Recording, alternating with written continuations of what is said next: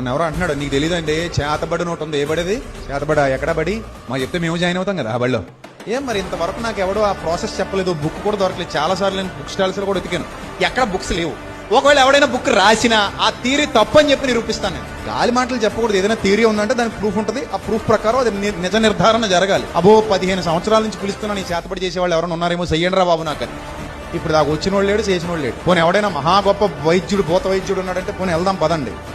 ఎంటికలు కావాలంటే గుండె చేయించుకుని మరి ఇచ్చేస్తాను మొత్తం. బ్లడ్ కావాలంటే పోనీ తీసిస్తాను శాంపుల్, పెట్టుకోమనండి. చపాతి పిండితో బొమ్మ చేస్తాడో, లేకపోతే పిల్లలకి ఇచ్చే బాలాంతరం పిండితో బొమ్మ చేస్తాడో, దాంతో చేస్తాడో, పిండి చేసుకోమనండి. పోనీ ఆ పిండికి ఏమైనా నా ఫోటో అంటిస్తాడు, మేము పాస్పోర్ట్ సైజ్ ఫోటో కూడా ఇస్తాను, పోనీ అంటించుకోమనండి.